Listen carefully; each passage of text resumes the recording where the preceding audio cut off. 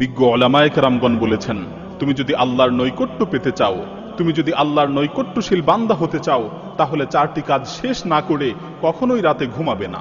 প্রথম কাজ, আল্লাহ ইয়ানামা ওয়ালাহু ওয়াজহুল আরদি খাসামুন, কারো সাথে ঝগড়া বিবাদ চলছে, এই ঝগড়া বিবাদের মীমাংসা না করে রাতে ঘুমাবে না।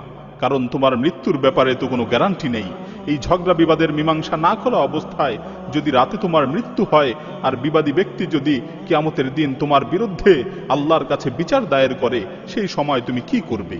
দ্বিতীয় কাজ, লা ইয়ামবাগি লাহু আন ইয়ানামা ওয়া ক্বাদ বাকিয়া আলাইহি ফারদুম মিন ফারাইদিল্লাহ, কোনো ফরজ কাজ বাকি রেখে রাতে ঘুমাবে না। আল্লাহ তাআলা তোমার উপর যেই কাজগুলোকে ফরজ করেছেন সেগুলো আদায় না করে রাতে ঘুমাবে না। মনে করো এশার নামাজ, এটা একটা ফরজ বিধান, তুমি এশার নামাজ না পড়ে রাতে ঘুমিয়ে পড়লে, আর রাতে তোমার মৃত্যু হলো, তো তুমি এই ফরজ নামাজের ব্যাপারে আল্লাহর কাছে কি জবাব দিবে? তৃতীয় কাজ, লা ইয়ামবাগি আন ইয়ানামা মা লাম ইয়াতুব মিন যুনুবিহি আল্লাতী সালাফাত মিনহু, গুনাহ থেকে তওবা না করে রাতে ঘুমাবে না। মনে করো তুমি দিনের বেলায় কোনো গুনাহ করেছো, আর তওবা না করেই রাতে ঘুমিয়ে পড়লে, মালাকুল মাউত যদি রাতের বেলায় তোমার কাছে চলে আসে, রাতে যদি তোমার মৃত্যুর সময় হয়ে যায়, তাহলে যত চেষ্টাই করো তওবা করার আর কোনো সুযোগ থাকবে না।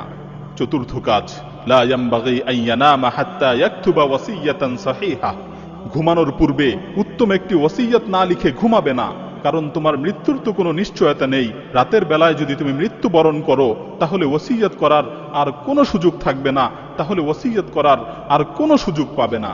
সুতরাং মৃত্যুকে সুনিশ্চিত মনে করে, মৃত্যুকে নিকটবর্তী মনে করে এই 4টি কাজ করে তারপর রাতে ঘুমাবে। যদি তুমি এই 4টি কাজ করতে পারো, তাহলে তুমি আল্লাহর নৈকট্যশীল হতে পারবে।